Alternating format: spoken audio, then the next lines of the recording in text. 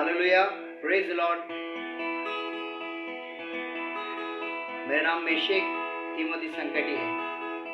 एक नया गीत लाया हूँ, एंटीवायरस का है। प्रभु के नाम की स्तुति हुआ, हमें अपने लहू से हमारे घर की सुरक्षा करता है। उसके नाम में हमारी प्राणों की रक्षा है। आए हम इस गीत को सब मिलकर गाएंगे और सीखेंगे इस गीत को, और इस गीत को हमारे घरों में गाएंगे। और भजन संहिता 91 91 साम्स हम पढ़ेंगे और इस गीत को गाएंगे।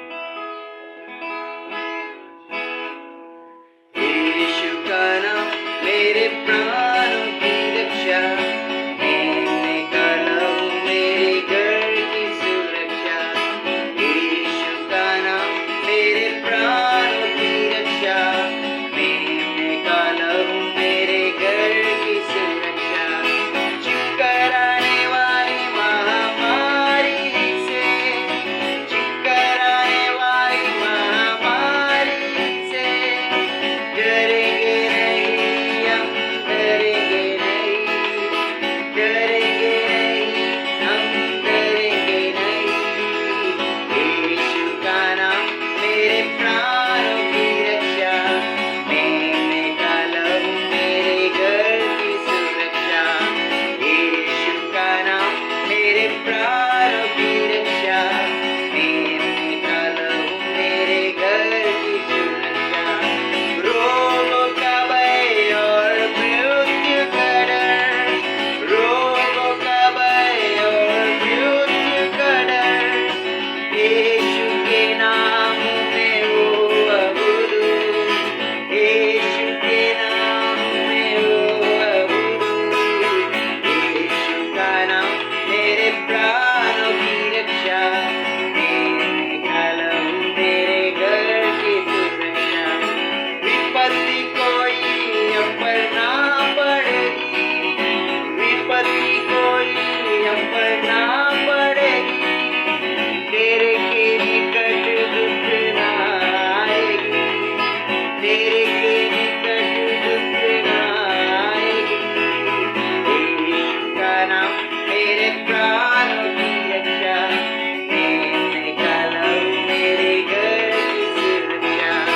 यीशु का नाम मेरे प्राणों की रक्षा, मैं निकाला हूँ मेरे घर की सुरक्षा।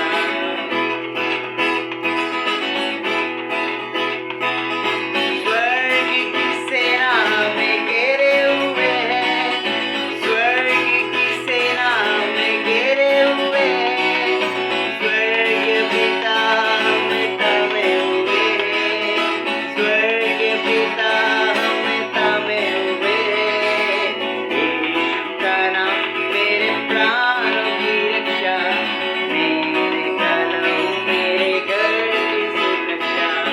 यीशु का नाम मेरे प्राणों की रक्षा, मैं निकाला हूँ मेरे घर की सुरक्षा।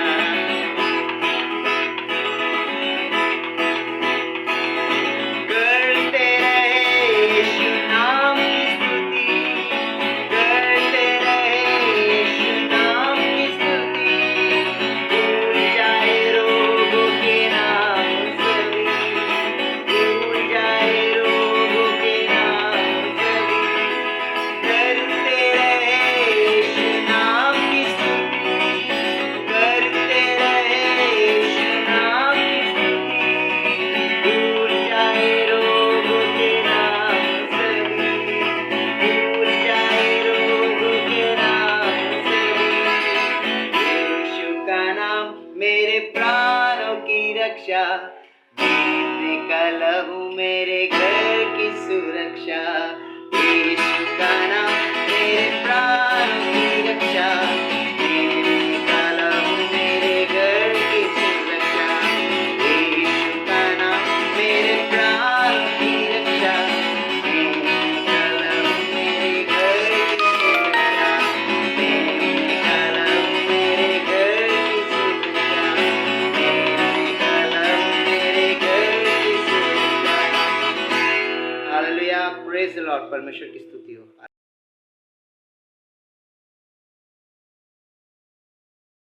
हालेलुया। धन्यवाद करते यीशु मसीह को महान महिमा गौरव देती हूँ। ये जो मेरी सास है, ये इनके भी बड़े बेटा है जो करजत में रहता है, रेलवे में काम पर है।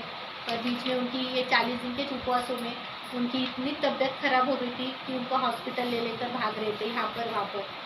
बहुत इतनी कंडीशन खराब हो गई थी कि बहुत ज़्यादा।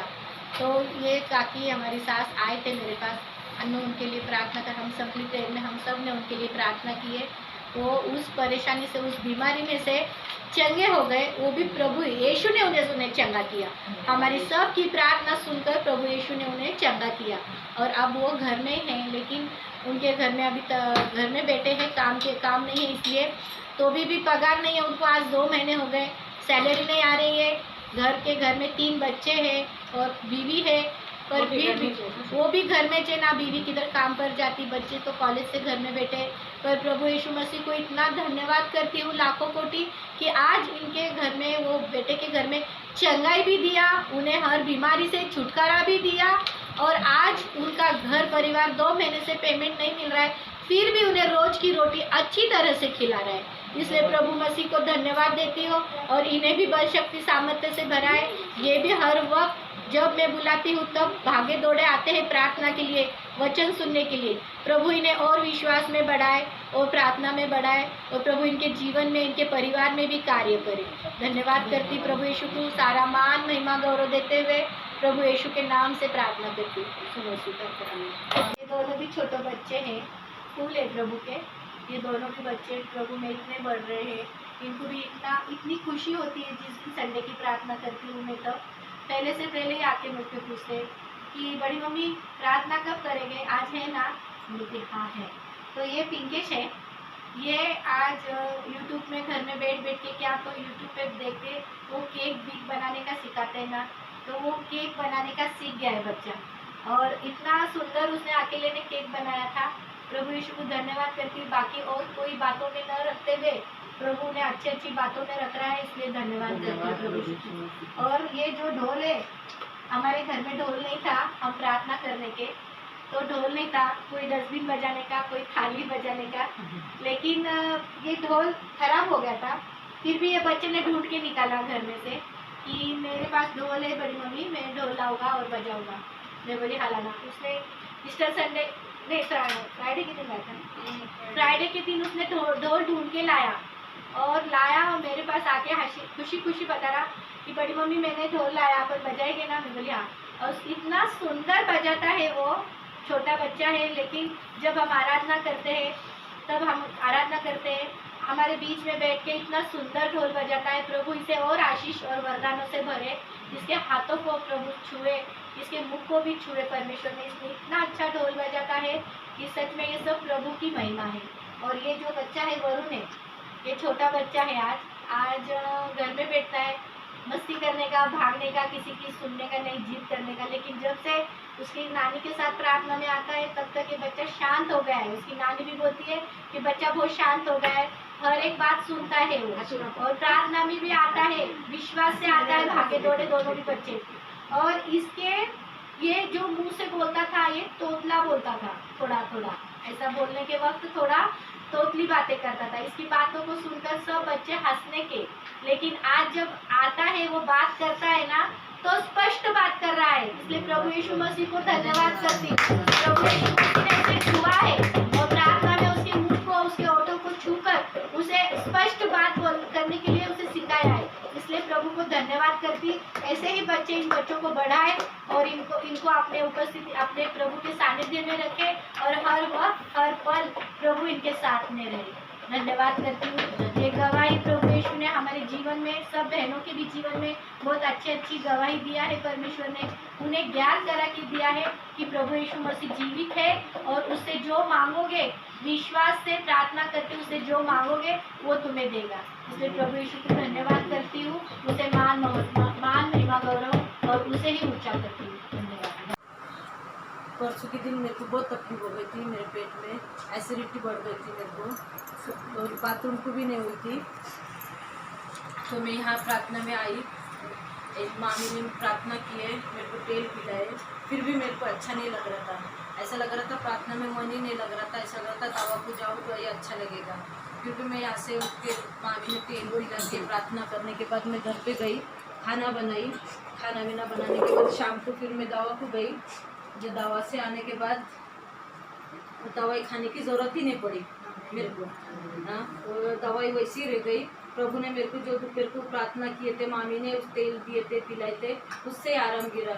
और प्रभु को कोटि कोटि धन्यवाद। मेरे बच्चे ना रोज दोपहर को भूखे रहने के तो देखने जाने का अच्छा नहीं लगने का, तो बाबू ने ऐसा कार्य किया कि मेरा आदमी शाम को काफे गए तो सेठ ने बोला कि नीलेश जो तेरा परिवार है, तेरे आजू बाजू जो भी कोई लोग हैं ना, उनको उस दोपहर को खाने को इधर लाया करने के। तो निहाल को बोले, निहाल को शर्म नहीं कर, शर्म का कि आया कर। तो लोग दोनों भी गए। तो सेठ ने बोला जब तक लॉकडाउन चालू है तब तक तेरे बेटा भूखू, तू तेरा परिवार सब आके खा के जाया करो। तो प्रभु का धन्यवाद करते कि मेरे बेटा भूखे नहीं रहे, उनको रोज खाना मिले, इसके लिए प्रभु का धन्यवाद करते। कोटि कोटि धन्यवाद करती, प्रभु की मान महिमा गौरव देती। प्रभु ने इस हफ्ते भर में हमारे को अच्छे से संभाला, अच्छे से चला रहे प्रभु यीशु मसीह। जो घर में पहले रोज किरकिर झगड़े तंटे होने के, आपस में बनने का नहीं, रोज उठने के तो किरकिर, तो रात को सोए तो किरकिर देने की, लेकिन प्रभु के आशीष से, प्रभु की बोलते ना दया कृपा से मेरे घर में प्रभु ने भरपूर से शांति दी और चंगाई दी। इसके लिए प्रभु को कोटि कोटि धन्यवाद करती। और दूसरी साक्षी है मेरी कि ये लॉकडाउन चालू हो गए थे, जब से सबको काम पे से बिठा दिए थे, घर में बिठा दिए थे, तो मेरे को मेरी माँ के घर का बहुत टेंशन आ रहा था कि प्रभु उन लोग को सब रोज के कमाने वाले, रोज का लाके खाने वाले, प्रभु उनको काम पे से बिठा दिए। और छोटी मोटी जो दुकान थी वो भी बंद करा दिए प्रभु। तीनों के तीनों घर में बैठे ले, उनका कैसा चलेगा। मेरे को बहुत टेंशन आने का। मैंने ऐसे एक दिन प्रभु से प्रार्थना की कि प्रभु ऐसा कार्य कर प्रभु कि प्रभु उनको तू उनकी भूख मार मत होने दे प्रभु, उनको ऐसा दे कि प्रभु यीशु मसीह उन लोग जो बोलते ना मांगे ना उससे ज़्यादा तो उनको दे प्रभु यीशु मसीह। मेरा दिल नहीं लगने का, मेरे को बार बार उनका ही टेंशन आने का, कैसा चल रहा रहेगा, क्या खा रहे रहेंगे उन लोग। लेकिन प्रभु ने ऐसा कार्य किया कि प्रभु ने उनको जो पहले उन लोग कमाने के, जब भी उन लोग ऐसा नहीं खाने के, लेकिन आप घर में बैठे ले तो उससे अच्छा प्रभु उनको दोनों तीनों टाइम दे रहा है। इसके लिए प्रभु कोटि कोटि धन्यवाद करते महिमा गौरव देती हूँ कि आज प्रभु यीशु सच में सबके जीवन में बहुत कार्य कर रहा है, ये बहनें इनके भी जीवन में, क्योंकि आज प्रभु ने सबको अपने पास बुलाया, सबको अपना आशीष देना चाहता है। इसलिए प्रभु को धन्यवाद। ये है मेरी जेठानी है, ये इनकी बेटी गुजर गई, उनके 2 बच्चे हैं छोटे, और उनके घर में उनका जवाई है, वो बीमार है। आज 1-1.5-2 महीने हो गए जो पूना गया, तो लॉकडाउन होने से वो उधर ही रुक गया। लेकिन उनके 2 बच्चे हैं, ये संभाल रहे। इनको प्रभु यीशु का नाम तक नहीं मालूम था, प्रभु यीशु क्या है ये भी नहीं मालूम था। लेकिन जब हम 40 दिन की प्रार्थना उपवास कर रहे थे, तब ये खुद होके आए। बहुत परेशानी में थे, बहुत टेंशन था उनको कि जवाई भी चला, मेरी बेटी भी नहीं है, जवाई बीमार है, वो भी हॉस्पिटल में है, और ये 2 बच्चे, अब उसका पगार वो नहीं मिल रहा है, और इनकी सिर्फ पेंशन है, और उसके ऊपर बच्चों को संभाल रहे। इतने दुख और परेशानी से आए थे। उस दिन हम लोग की प्रार्थना चल रही थी 40 दिन की, तो उनको लगा कि क्या मालूम, जैसे बाहर के लोग जैसे पूजा पंडित जैसे जो कुछ करते वैसा कुछ करते शायद, ये सोच के वो आए। पर आते के साथ जब वो उनका बोझ लेकर आए थे हमारे प्रार्थना में कि प्रभु के पास कि मैं बहुत दुखी हूँ, परेशान हूँ, और वो बोझ लेकर आए थे। मैंने उनको कहा बैठो, तुमको सब आराम और शांति मिलेगी। उस दिन से वो आने लगे, तो उनके घर में उनके साथ उनको खुद को इतना महसूस हो रहा है कि सच में मेरे को बहुत बोले तो है जैसी, पर हर बात से मुझे शांति मिली। जो मेरे को भय था, जो मैं डरती थी, जो मेरे को टेंशन था, वो टेंशन से मेरे को प्रभु यीशु ने मुक्त। अब उनको इतना आज्ञा नहीं, इतने भोले, इतना ये है वो, लेकिन प्रभु मसीह उनको सच में इतना आशीष देता। और इनको आने की नहीं प्रार्थना, लेकिन आज से जब से उस दिन आए, मेरे को बोले मेरे को भूख नहीं लग रही, मेरे हाथ पे थर थर काँप रहे, मेरे को अशक्तपना आया है, तो मैंने प्रार्थना की उनके लिए। प्रभु यीशु ने सहायता की, मदद की, हमारे प्रार्थना में उतरा प्रभु यीशु, उसका आत्मा उतरकर उनके ऊपर उन्होंने कार्य किया। कि शाम को आकर उन्होंने तुरंत मेरे को गवाही दी। दूसरे दिन आए तो कि अनु मैं यहाँ आकर बैठी प्रार्थना में, तो मेरे को सच में मेरे को बहुत भूख लगी। घर पे जाते के साथ मैंने पेट भर के खाना खाई और मेरे को नींद भी अच्छी आई। सच में अपना प्रभु मसीह इतना महान है कि वो हर दुख दर्द को पहचानता है। और अज्ञानियों को ज्ञान देता है। आज इनको कुछ ज्ञान नहीं था प्रभु यीशु का। प्रभु यीशु कौन है, क्या है, ये तक नहीं मानता। फिर भी उसने इनको नज़दीक लिया, अपने प्यार से नज़दीक संवारा और उनको शांति और प्रीति और उनके अंदर प्रभु ने धैर्य दिया और उनको समझ दी प्रभु यीशु। इसलिए आज तक वो अभी तक जैसी प्रार्थना आ रहे तो अभी तक भी आते। प्रभु यीशु इनको और भी सामर्थ्य दे और इनको प्रार्थना में बढ़ाए, इनको विश्वास में और बढ़ाए। बस यही प्रार्थना करती हूँ और आप सब मिलके भी यही प्रार्थना करना। यीशु मसीह को सच में धन्यवाद करती हूँ, उसके जैसा प्यार करने वाला और उसके जैसा अद्भुत मसीहा दूसरा कोई नहीं है। इसलिए सारा मान महिमा गौरव मैं उसको देती हूँ और उसी के नाम से प्रार्थना खत्म करती हूँ।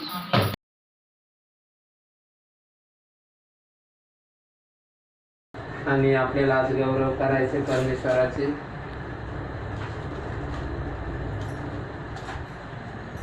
स्तुती हो। करायचं वचन सुरुवात। हा, आज सगळीकडे आजाराविषयी बोलल्या जातं। भयानक रोग, भयानक आजाराविषयी बोलल्या जातं। आज आपण आजाराविषयीच बोलणार आहोत, थोडंसं बोलणार आहोत। महामारी विषयी बोलणार आहोत। हा व्हायरस, करोना व्हायरस विषयी बोलणार आहोत। ज्या वेळेस हा महामारी, हा करोना, हा व्हायरस निघाला, लोक घरी बसली, लोक बायबल वाचायला लागली, स्तोत्रसंहिता 91 वाचायला लागली। मी काही लोकांना हे वचन पाठवलं, वाचायला सांगितलं मंडळीतील लोकांना। आणि या 91 स्तोत्रसंहितेपासून या सुरक्षेचे उपाय परमेश्वराने सांगितले। मी तुझ्यावर पाखर घालीन, तुला कुठलाही रोग महामारी स्पर्श करणार नाही, तू सर्व समर्थाच्या परस्पर देवाच्या गुप्त स्थळी तू वसलास म्हणून मी तुला सावली होईल।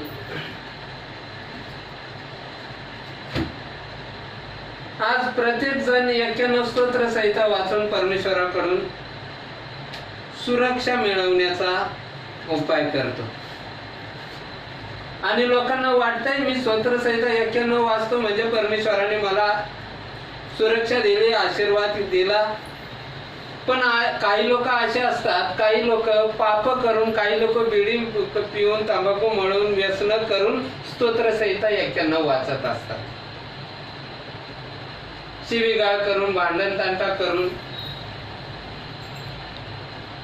आणि स्तोत्रसंहिता वाचून त्यांना ते आपल्या मनाचं समाधान करत असतात, वचनावर दावा करतात, वचनावर क्लेम करतात। हा रोग आमच्याकडे येणार नाही, परमेश्वराने आम्हाला सांगितलं। परमेश्वर अशा लोकांना आशीर्वाद नाही देत। परमेश्वराचं वचन अशा लोकांच्या मध्ये पूर्ण होत नाही।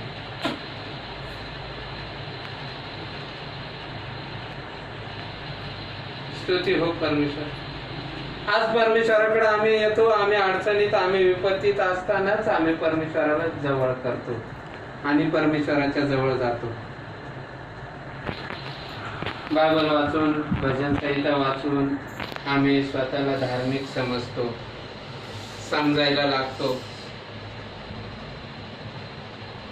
91 आम्ही लोकांनाही सांगतो, आमच्या सोबतीच्या लोकांनाही सांगतो की 91 स्तोत्रसंहिता वाचा। पण अशी लोक पश्चाताप करत नाही, अशी लोक वचनावर विश्वासही ठेवत नाही, अशी लोक कामापुरती असतात। जसं हे निघालं यूज अँड थ्रो वस्तू, कामापुरतं वापरायचं आणि नंतर टाकून द्यायचं। अशा लोकांना परमेश्वर ही महामारी सोडा, इतर गोष्टीपासून पण सोडवणार नाही, इतर आजारांपासून पण सोडवणार नाही आणि समस्येपासून पण सोडवणार नाही। ही लोक आपल्या संकटाचा, आपल्या अडचणीचा उपाय बस तिथे बस, तो त्रास आपल्या फायद्यासाठी करतात। इथे बस तू। हा रोग आला का, हे आजार आम्हाला होतात का, हे रोग आमच्याकडे येतात का, आणि प्रत्येक समस्या, प्रत्येक अडचण, प्रत्येक रोग येण्या अगोदर परमेश्वर आम्हाला सावध करत असतो आणि परमेश्वराने आम्हाला सावध करून ठेवलं होतं. परमेश्वराने आम्हाला पश्चाताप प्रार्थनेसाठी वेळ दिला होता, पण आम्ही तो वेळेचा आम्ही सदुपयोग केला नाही. त्यामुळे परमेश्वराला क्रोध येतो, परमेश्वर कोपतो आणि परमेश्वराचा कोप आल्यावर, देवाचा क्रोध भडकल्यावर काय होतं? कारण देवाचा क्रोध का भडकतो? आजकाल लोक आपल्या मर्जीप्रमाणे वागतात आणि त्यांना आपल्या मनाप्रमाणे राहण्याची सवय झाली. जो तो वाटेल तसा वागत असतो, जो तो वाटेल तसा राहत असतो. देवाचं भय त्याच्या मनात राहिलं नाही. सर्वजण पापाने भ्रष्ट झालेत. परमेश्वराने वेळोवेळी सावध केला, अनेक चिन्ह दाखवले, अनेक इशारे दिले, पण लोकांनी आपली मन बदलली नाही. ज्या वेळेस लोक मन बदलत नाही, समाज मन बदलत नाही, त्यावेळेस भ्रष्ट समाजावर देवाचा न्याय पडणारच, देवाचा कोप भडकणारच. आणि आता तर न्याय देवाचा पडलाय. आम्ही बायबल वाचतो, आम्ही बायबलचं ज्ञान लोकांना पटवून सांगतो, आम्ही लोकांनाही सांगतो की आम्ही किती हुशार बायबलमध्ये, आम्ही किती ज्ञानी. पण अशी लोक ह्या रोगात, ह्या समस्येमध्ये, ह्या अडचणींमध्ये अडकली जातात. देवाचा क्रोध भडकला होता. आम्ही बायबलमध्ये लिहिलेला आहे, सदोम गमोरामध्ये देवाचा क्रोध भडकला होता. अशीच समस्या सदोम गमोरामध्ये उभी राहिली होती. लोक नाही तशी पाप करायला लागली होती. त्यांच्या वागण्याला बंधन नव्हतं, देवाला घाबरत नव्हते, देवाला भीत नव्हते. देवाचा कोप त्यांच्यावर आला. सदोम गमोरामध्ये अग्नीचा वर्षाव झाला, सर्व नगर नाश झाला आणि त्यातला एक व्यक्ती कोण वाचला? लोट वाचला आणि त्याच्या 2 मुली वाचल्या, कारण लोट नीतिमान होता. आम्ही सदोम गमोरा वाचला. आम्ही याच्यातून काय घेतलं? जर आम्ही पाप नाही केले, आम्ही पश्चाताप नाही केला, तर आमच्यावर देवाचा कोप भडकणार, आमचा नाश होणार, महामारी सारखी काहीतरी संकट, काहीतरी अडचणी येणार. त्याच्यानंतर नोहाच्या काळातही घडलं होतं. नोहाच्या काळात लोक मौज मजा करत होती, नाही तसं वागत होती, स्वैराचार करत होते. देवाने सावध करण्याचा प्रयत्न केला. देवाने जवळजवळ त्यांना 100 वर्षे दिले, पश्चातापाची संधी दिली, पण एकही मनुष्य देवाला शरण आला नाही, एकाही माणसाने देवासमोर गुडघे टेकले नाही. आणि ज्या वेळेस जलप्रलय आला, नोहाला सांगितलं जलप्रलय येणारे, तू जहाज तयार कर. त्यांनी थट्टा केली. ज्या वेळेस जलप्रलय आला, नोहा त्या जहाजेमध्ये गेला आणि नंतर पाण्यात ज्या वेळेस लोक बुडायला लागले, त्यावेळेस जहाजीचे दरवाजे ठोकायला लागले. दरवाजा उघडला नाही. म्हणून आताच आम्हाला सावध झाला पाहिजे. आम्हाला आताच पश्चाताप केला पाहिजे. तो दरवाजा बंद होण्याच्या अगोदर आम्हाला पश्चाताप केला पाहिजे. आम्हाला या समस्येपासून, या रोगापासून, आजारापासून, महामारीपासून वाचण्यासाठी देवाला शरण गेलं पाहिजे. मन फिरवलं पाहिजे, बदललं पाहिजे, आमचं परिवर्तन केलं पाहिजे, पश्चाताप आम्हाला केला पाहिजे. देवाचं वचन आम्हाला सांगतं, देवाचं वचन योहान 8:12 मध्ये, मी जगाचा प्रकाश आहे, जो मला अनुसरतो तो अंधारात चालणारच नाही, तर त्याच्या जवळ जीवनाचा प्रकाश राहील. योहान 8:12. लवकर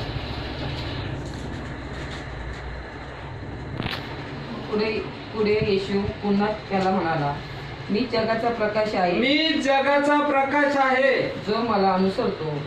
मी जगाचा प्रकाश आहे, मी जगाचा उद्धारक आहे. जो मला शरण येतो, जो मला अनुसरतो, जो पश्चाताप करतो, पापाची कबुली देतो, तो अंधारात चालणार नाही. तो अंधारात चालणार नाही. म्हणजे त्याच्या जवळ प्रकाश राहील, तो नेहमी प्रकाशातच राहील. तर त्याच्याजवळ जीवनाचा प्रकाश राहील. त्याच्याकडे नुसता प्रकाश राहणार नाही, तर जीवनाचा प्रकाश राहील.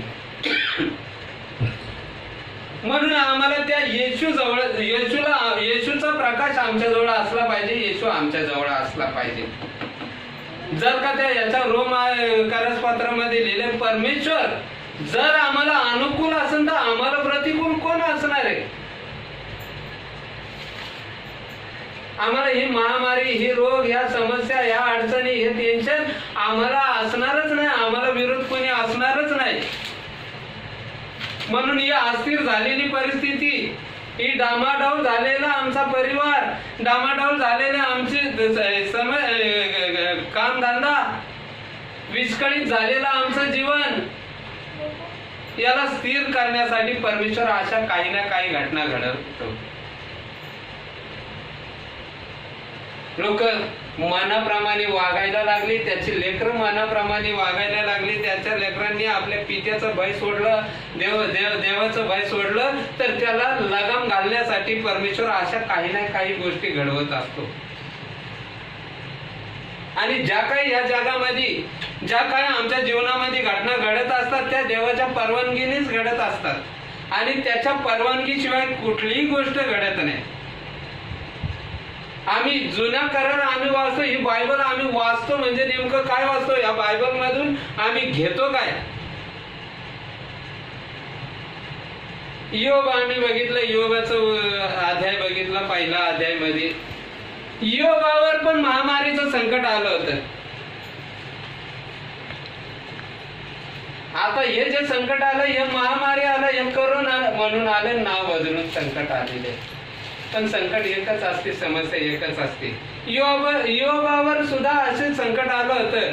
त्याची मुलं मेली होती, त्याची जनावरे नष्ट झाली होती, त्याचे नोकर चाकर मेले होते, सर्व काही नाश झालं होतं. का नाही झालं होतं? जशी आज महामारी आली तसे त्याच्यावर पण त्या महामारी सारखं संकट आलं होतं. पण ते संकट, ती महामारी त्याच्यावर का आली? आज आम्हाला विचार केला पाहिजे, आमच्यावर महामारी का आली, या जगात महामारी का आली, आमच्या जगावर, आमच्या देशात महामारी का आली. आणि योबावर महामारी आली, योबावर संकट आलं, पण त्याच्या अगोदर का नाही संकट आलं योबावर?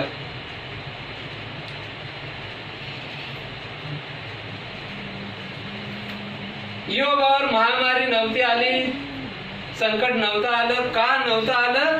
कारण योगाभोवती, योगाच्या घराभोवती, योगाच्या कामधंद्याभोवती, योगाच्या परिवाराभोवती परमेश्वराने कुंपण घातलं होतं. योग आधी एकदा.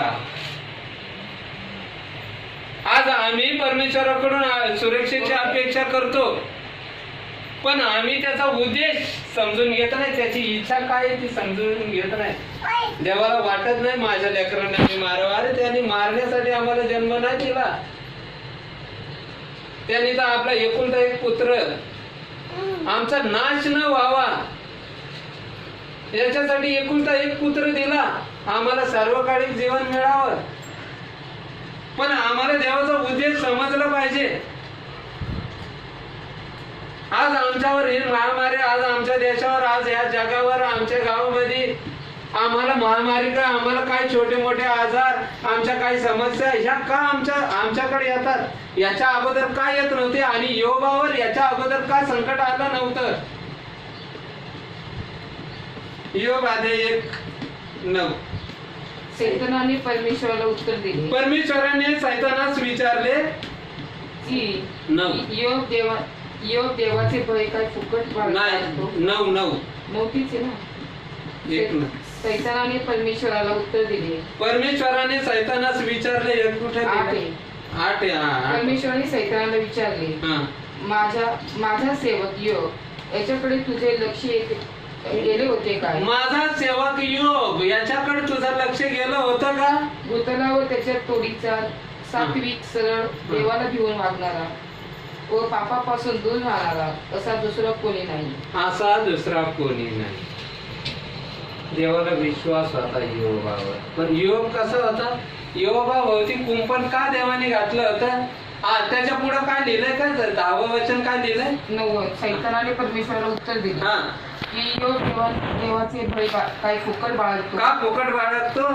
तो त्याचे धावाचे, तो त्याचे घर व त्याचे सर्वस्व या भोवती तू कुंपण घातले. योगाभोवती, त्याच्या घराभोवती आणि त्याच्या सर्वस्व कामाभोवती देवाने कुंपण घातलं होतं. देवाने कुंपण का घातलं होतं? त्या देवाने 8व्या वचनात सांगितलंय की मी योगाभोवती कुंपण का घातलं, योगाला मी सुरक्षा का देतो, योगाच्या घरामध्ये कुठल्या आजार, कुठल्या समस्या का जात नाही. योबाला मी रात्रंदिवस योबावर लक्ष ठेवतो, त्याच्या काम धंद्यात बरकत देतो, यश देतो, सफलता देतो. का देतो तर 8व्या वचनामध्ये लिहिलंय योग कसा आहे, देवाला घाबरणारा, सात्विक आणि सरळ. भूतलावावर त्याच्या तोडीचा सात्विक,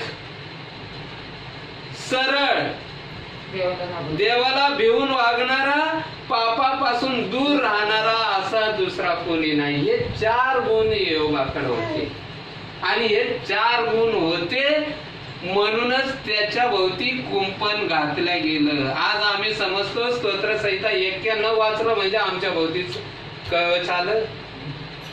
आम्ही रात्रंदिवस प्रार्थना केली म्हणजे आमच्या भोवती कुंपण आलं असं नाही होत. आमच्यामध्ये बदल घडवला पाहिजे. आम्हाला सात्विक राहिलं पाहिजे. सात्विक राहणं म्हणजे काय, सात्विक राहणं म्हणजे जरी त्याच्यावर संकट आलं, महामारी आली, आजार आलं, त्याचं सर्व काही नष्ट झालं पण त्यांनी देवाला दोष दिला नाही. हा सात्विकपणाचा एक गुण. तो सरळ राहिला, प्रामाणिक राहिला. सरळ राहणं, देवाला भिवून राहणं. देवाला भिणं म्हणजे काय, देवाला भिणं म्हणजे आम्ही प्रत्येक गोष्ट करत असताना त्याचा विचार करायचा की याचे परिणाम काय होईल. याला म्हणतात देवाला भिवून राहणं. आणि चौथं काय, पापापासून दूर राहणारा. आम्ही तर पाप बघतो पण आम्ही त्या पापापासून दूर राहतो. आम्ही पाप न करण्याचा प्रयत्न करतो पण कळत न कळत आमच्याकडून अशा काही गोष्टी घडतात, अशी काही कामं घडतात त्या आम्हाला समजून येत नाही. म्हणून आम्हाला भिलं पाहिजे की याचे परिणाम काय होईल याचा विचार केला पाहिजे. स्तोत्र संहिता 91 मधलं 3 वचन आपण वाचू. कारण तो पाळण्याच्या पाशापासून, घातक मरीपासून तुझा बचाव करील. 3 तो तुझ्यावर पाखर घालील, त्याच्या पंखाखाली तुला आश्रय मिळेल. त्याचे सत्य, कारण तो पारध्याच्या पाशापासून, घातक मरीपासून तुझा बचाव करील. तो तुझ्यावर पाखर घालील, त्याच्या पंखाखाली तुला आश्रय मिळेल. त्याचे सत्य तुला ढाल व कवच आहे. अशी अनेक वचन पुढे. पण हे कोण बोलतंय, हे देव बोलतंय. हे देवाच्या मुखातून निघालेला शब्द आहे. हे सत्य देवाच्या मुखातून निघालेला शब्द वचन आहे आणि वचन आपलं कार्य पूर्ण केल्याच्या माघारी येत नाही, ते सफलच होऊन येत. पण हे वचन, हे देव जे बोललाय, हे वचन सर्वांमध्येच पूर्ण होईल असं नाही. हे वचन आमच्यामध्ये पूर्ण होण्यासाठी आम्ही काय केलं पाहिजे, या वचनाचे आशीर्वाद आम्हाला मिळण्यासाठी आम्ही काय केलं पाहिजे, या वचनाचं कुंपण आमच्या भोवती येण्यासाठी आम्ही काय केलं पाहिजे, तर आम्हाला सात्विक राहिलं पाहिजे, आम्हाला सरळ राहिलं पाहिजे, आम्हाला देवाला भिवून राहिलं पाहिजे आणि पापापासून दूर राहिलं पाहिजे. जसा योग राहिला म्हणून त्याच्या भोवती कवच होतं, जसा योसेफ राहिला म्हणून त्याच्या भोवती कवच होतं आणि त्याला देवाने उंच केलं. आम्हाला बघायचं आमचं कुंपण. आमच्यावर ह्या समस्या, आमच्यावर हे टेन्शन, आमच्यावर हे आजार, आमच्यावर ह्या अडचणी का आल्या, आम्ही नुसतं करोनाकडे बघायचं ना, आमच्या काही समस्या पण आम्हाला बघायच्या आहे. जर अशा काही समस्या आमच्या जवळ असतील तर समजून जायचं की आमचं कुंपण तुटलंय.